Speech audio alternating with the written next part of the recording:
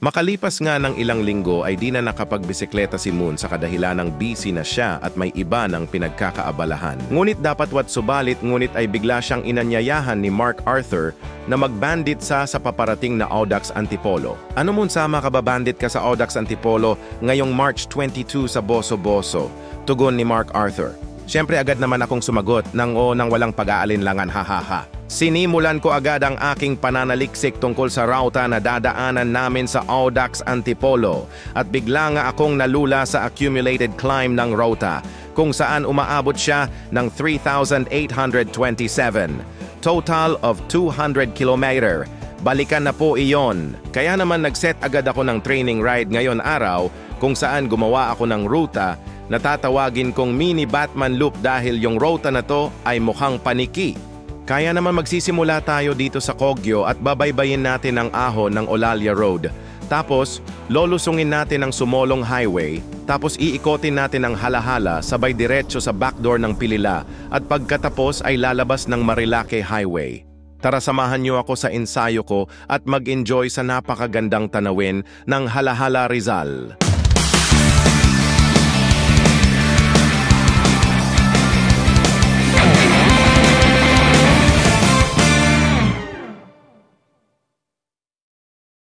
Hindi pa pala ako nakapag-almusal kaya naman papadyak tayo ng 33 kilometers para marating ang Jollibee Pilila para makapag-carbo loading. Bali doon pala ang magiging unang stopover natin.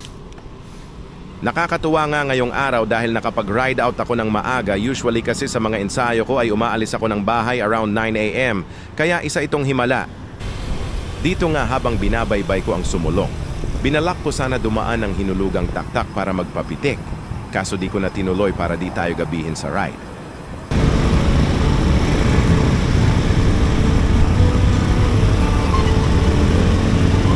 Dito pala sa zigzag road ng Antipolo, kapag kayo ay dadaan dito, ugaling mag-ingat.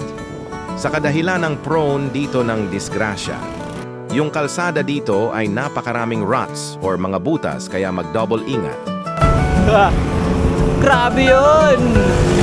Park!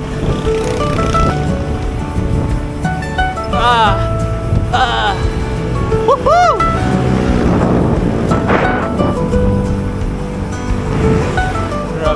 Grabe naman yung deforestation na yan, mga kay... Look at the fog, bro! Look at the fog, bro! Oh my God, it's smoking here! Smoking now!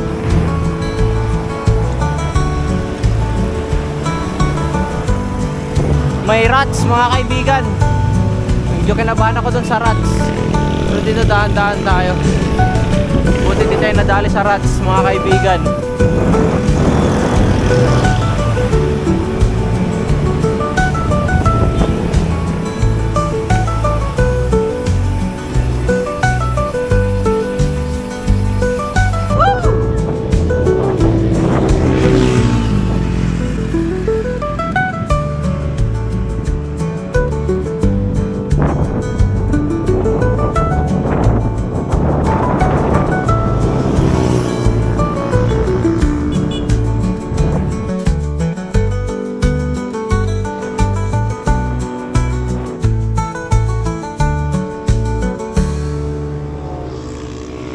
Nakarating na nga tayo dito sa Pilila, Rizal at kunting kembot na lang ay mararating na natin ang unang stopover natin. Medyo nakakaramdam na rin ako ng gutom. Fast forward na natin. Nakarating na nga pala ako dito sa unang first stopover ko. Medyo kumukulo na nga ang tiyan ko dahil di tayo kumain bago umalis. Babalawag niyong gayahin ang ginawa ko, ahahaha.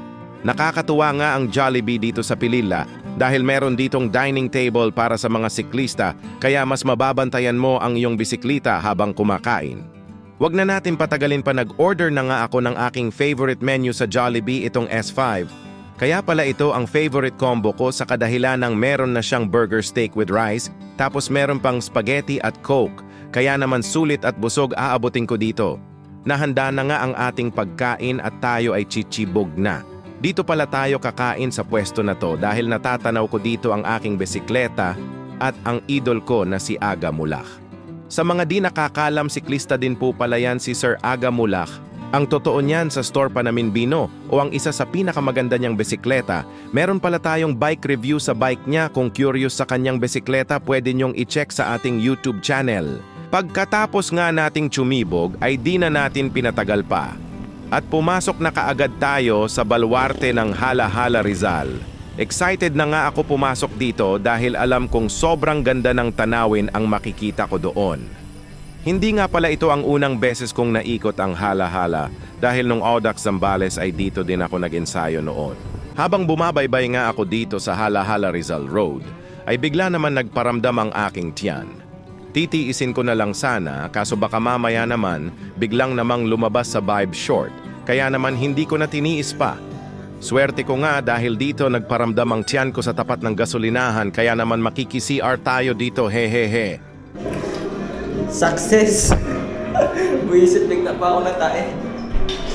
Ayos. So guys, nandito tayo ngayon. First time ko lang matay sa biyahe. Grabe yun. Diretso pa tayo sa Hala-Hala. First time kong matay mga kaibigang oso. Buti na lang dito, ang ganda ng siya nila, may tubig. Let's go!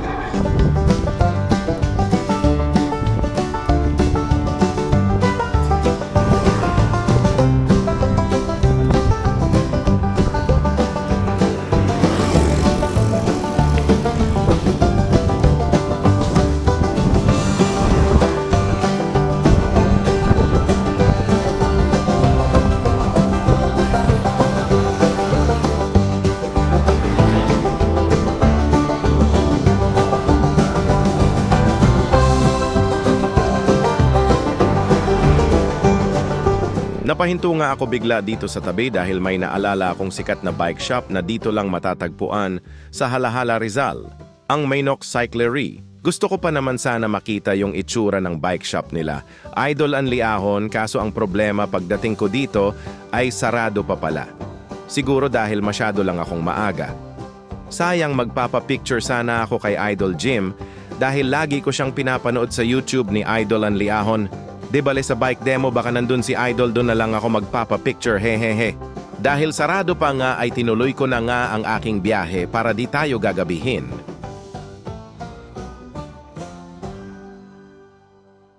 So yun guys, sarado pa pala yung store ni Anli Ahon.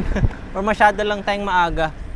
Wala pa ata sila, alas 10 ata sila nagbubukas, kagaya dun sa Supreme Bike sa store namin. Sayang.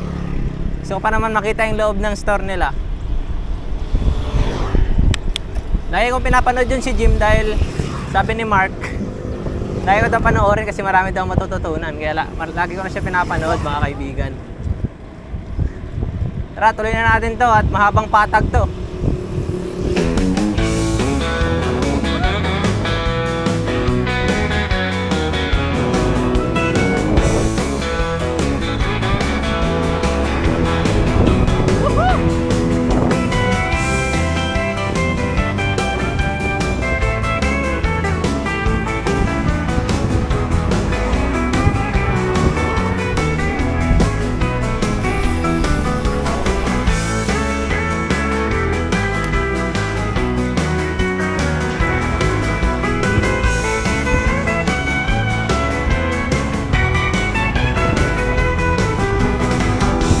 Dito na tayo guys sa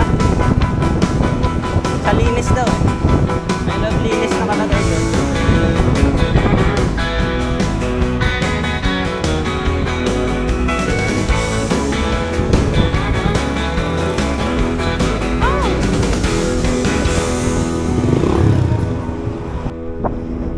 Guys, tanaw ko dito yung Laguna de Bay. Nasa part lang na yan. Ayun o, Laguna de Bay. Tanaw siya dyan mga kaibigan. Ayan o. So ano kayong next na lugar yung madadaanan natin?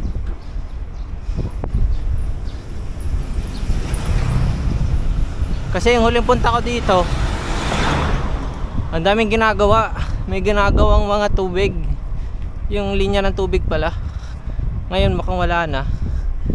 Kaya maganda yung biyahe natin ngayon.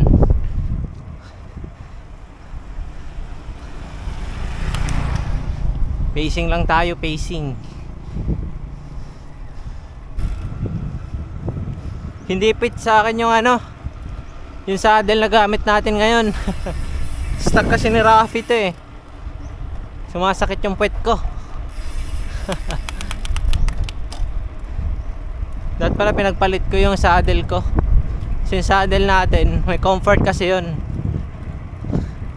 Yung Silitalia. Ito, kahit naka-bib short na ako, masakit pa rin eh. So kailangan natin, or kulang lang ako, hindi lang tama yung fit siguro, kaya sumakit. Kaya nga pala perfect pang ensayo tong halahalang kaibigan. Dahil puro patag to. Wala kang free will dito, papadya ka talaga. Ayun o, tapos mainit-init pa, which is good thing. Heat training din to mga kaibigan. Dito nga rin pala ako nag-training nung nag-odax ako sa Zambales. Grabe, sobrang ganda dito mga kaibigan. Ayan o.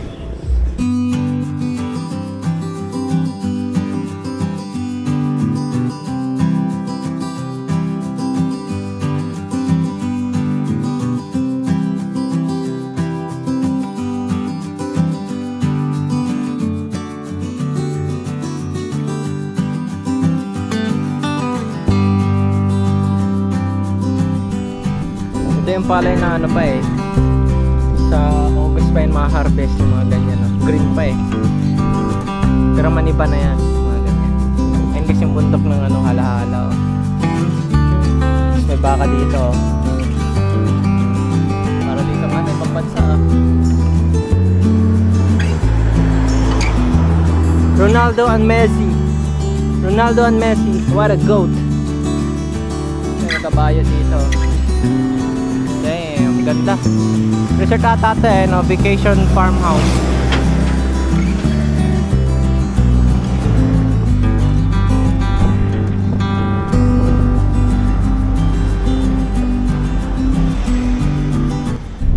Ito pala yung astig dito mga kaibigan, no?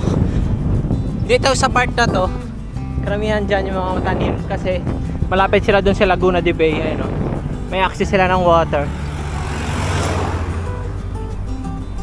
At feeling ko naman meron din namang access yung mga nandiyan dyan. May tinayo naman natang pump para sa agriculture dyan banda, galing dun sa Laguna de Bay. Yan siya oh. Sa kabila puro palayan eh.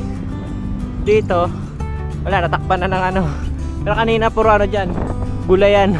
Tapos nakikita ko dito sa part na to. Tapos dito puro palayan. Astig.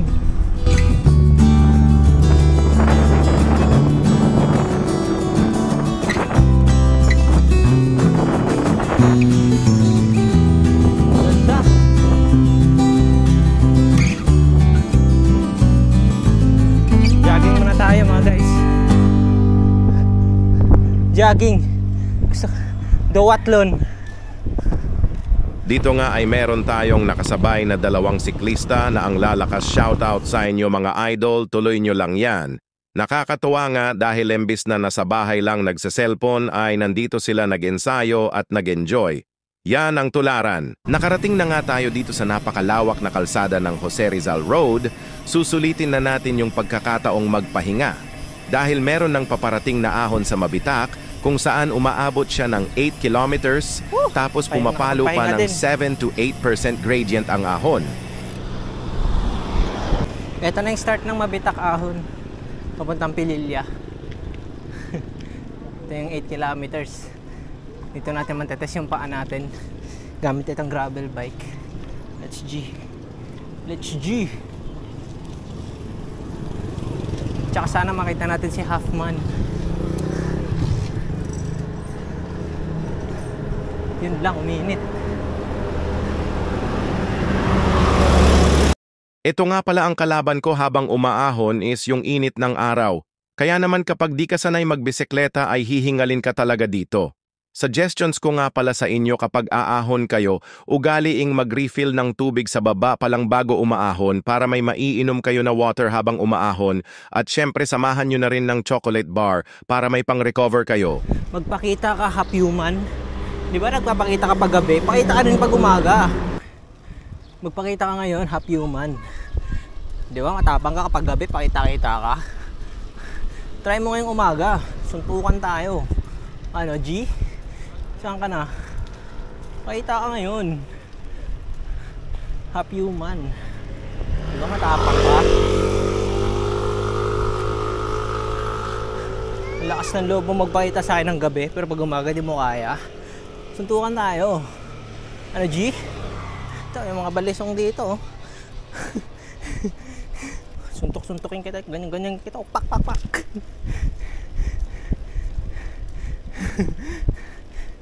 Kung ikaw nga ay nagtataka sa mga pinagsasabi ko, ay ito ay kukwento ko sa iyo ang dahilan.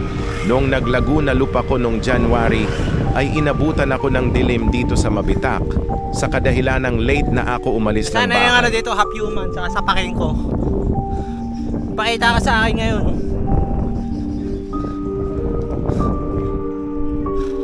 Sa sobrang pagmamadali ko nga at takot, di ko na malayan na meron na palang nahagip ang aking kamera na kakaibang imahe.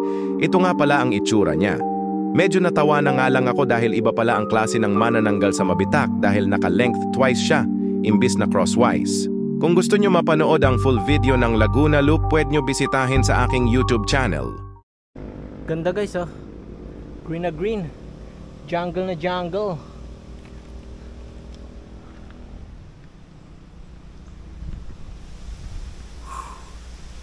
Nako, ahon pa tayo ng ano, Marilaki. Kailangan makarating na tayo ng ano, bago mag-alauna. Ng Pililya.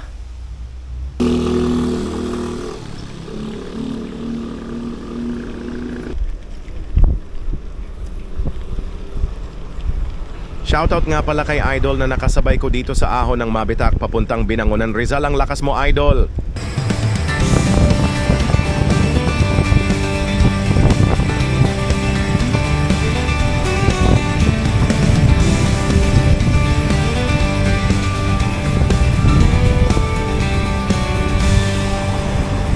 Dito na tayo ngayon sa Pililya Backdoor.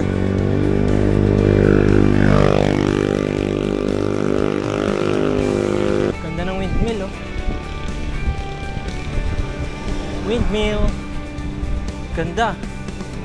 We are here at Pililya Wind Farm. Backdoor tayo para mabuo ang ating mini Batman loop. Lalabas tayo ng Marilaki. Pero syempre dito muna tayo saglit. Sana may pagkainan dito. Yan guys, ang ganda. Likod natin yung windmills. Ayan.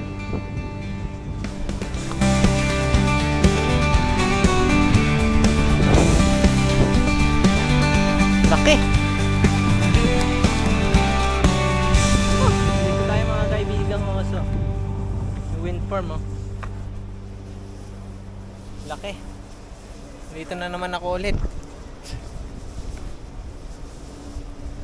Ay! So bago tayo dumiretso ulit sa ano, backdoor, sakto. Uy! Good news mga kaibigan, 12:56 pa lang. Sakto yung sabi ko kanina. Kailangan bago mag-alauna nandito na ako. So makapag-relax pa ako. Kasi yung biyahe papunta sa amin, pag dito ka dadaan sa backdoor, mga 3 hours na lang papunta dun sa Marilaki. Kapart, makapagpahinga pa tayo. Ang bilis ko makarating. Ang lakas nung kanina, nakakasabay sa akin mga kaibigan. Mga parts. Let's go! Kain muna tayo.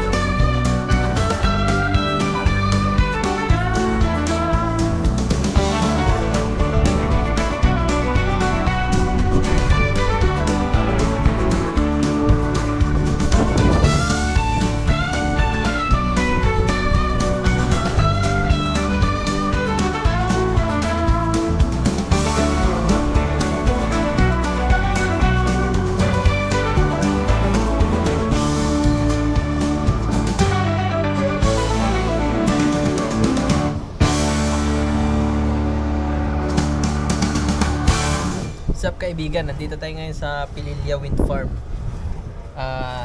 Pahinga muna tayo bago tayo bumatse. So nakarating tayo dito alauna. So alas 2 tayo alis dito, sakto. Pahinga muna tayo para kasi ang ganda kasi ng ambience dito mga kaibigan, ang ganda ng tunog ng windmill, oh, nakaka-relax. Ayun oh. Pakinggan nyo. Tapos ang kagandahan pa dito sa Pililla ngayon, wala masyadong tao. Saan ba tao dito? Silipin natin. Wala. Ako lang mag-isa pala dito. Guys, pahinga muna tayo. Grabe, nakaka-relax dito mga kaibigan. Kaya kung trip nyo mag long ride, pwede itong Pililla Loop. Panoorin nyo yung Pililla Backdoor Loop. Maganda rin yun mga kaibigan. Pero ngayon nga, dadaan din tayo doon. So makikita nyo yung itsura doon. Ayun yung bike ni Rapi oh. So doon ko na napagtanto na mag gravel bike talaga. Ibili na talaga ako ng gravel bike. Sobrang sarap niya sa patag, sobrang sarap sa ahon. Ang gaan mga kaibigan. Para di nga tayo abotan ng gabi ay kailangan na natin lumisan dito sa Pililla Wind Farm dahil mahaba-haba pa ang aahonin natin sa Marilac Highway. Tara mag-enjoy tayo sa napakagandang view ng Pililla Wind Farm. Let's go! Bababa na tayo mga kaibigan. Punta na tayo sa back door. Punta na tayo ng Sampaloc para makakain na tayo ng foods.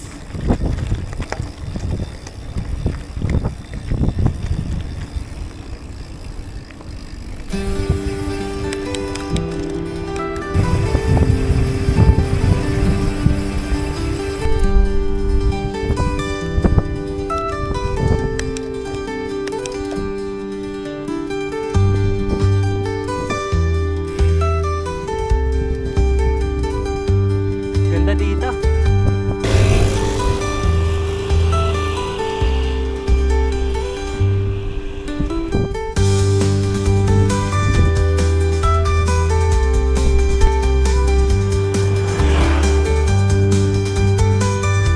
Dito guys, sinarvest na yung mani. Yan ang natin naabutan.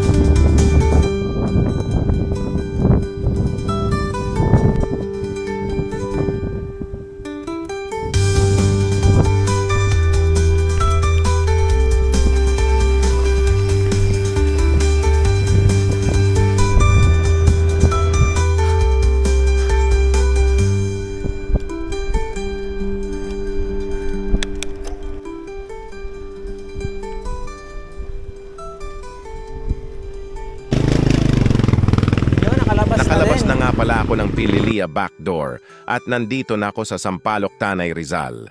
Dito na nga rin pala yung magiging pangatlong stopover natin dahil need natin mag-carbo loading para meron tayong lakas pag-aahon tayo ng Marilake. Bigyan ko nga rin pala kayo ng tips no guys, personal tips ko to. Kumbaga experience ko na. So kapag nakakaramdam na kayo ng parang sasakit na yung ulo nyo dahil sa init, huwag kayong mahiyang huminto mga kaibigan. Kasi naranasan ko na to dati nung nag-long ride kami, nung first time kong mag-share Madre Loop. Ang taas ng pride ko kasi may mga kasama ako eh. Nakakaramdam na ako ng sakit ng ulo eh, dahil sa sobrang init. Pero tinuloy ko pa rin, kaya pagdating ko dun sa buso-buso para tuloy ako ng hilo. Kaya guys, kapag medyo nakakaramdam na kayo ng medyo sumasakit ng ulo nyo sa init, cool down muna kayo dahil baka mapaano pa kayo sa kalsada, di ba? Bigla nga ako napahinto dito sa kadahilan ng merong pumukaw sa aking atensyon. Itong napakagandang landscape ng bundok. Kaya naman sinubukan nating magpaalam sa bantay upang makakuha ng video. At pumayag nga sila na manghanga ako sa ganda dito. Kaya naman naisipan ko na mag-bikepacking dito for training para sa future upang masubukan ko na mag-overnight sa labas. Siguro sa susunod na vlog, susubukan natin yan. Bala ko ditong mag-overnight stay na bikepacking. Kasi ang ganda ng view dito eh. Saan ba maganda pumwesto dito? May bayad dun sa baba oh. Siguro doon. Ganyan dito. Yun na ngayon sa Pine Hills mga kaibigan. Ay, Pine Farm pala. Ganda oh. Yan yung facility nila dito.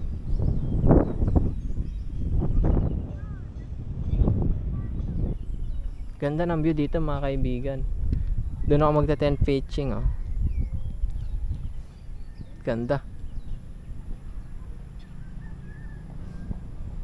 Di na ako nagtagal para di tayo gabihin kaya naman didiretsuhin na natin itong Marilake Highway hanggang Boso-Boso kaya tara let's G!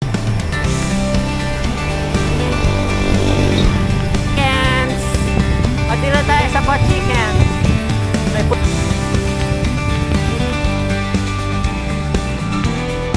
bigat ah.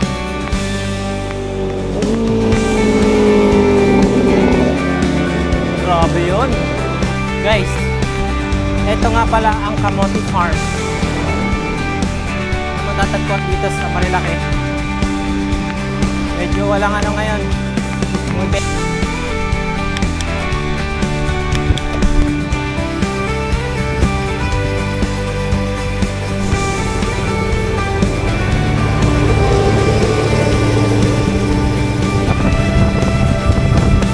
Mainaan na mga kaibigan. Time check. 5 o'clock eksakto. Ayos. Gantong oras ako tumatambay sa Boso-Boso, alas 5.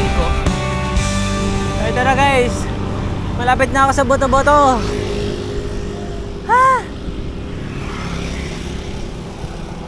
Time check 5:18.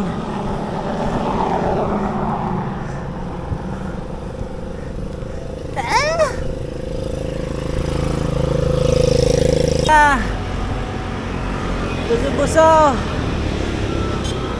Here I go. Boso-Boso. Yes. Woo. I just finished the Audax 148 kilometers. Sana all. Tapos din yung ahon. At dito ko na nga tatapusin ang aking video. Maraming salamat sa panonood at sana naman ay nag-enjoy kayo. Abangan nyo nga pala ang magiging part 2 ng video natin, yung Audax Antipolo na mismo. Yun lang mga kaibigan, maraming salamat at huwag kalimutang mag-subscribe para lagi kang updated sa kwento ko. Muli maraming salamat sa inyo at mag-ingat kayo sa bawat biyahe.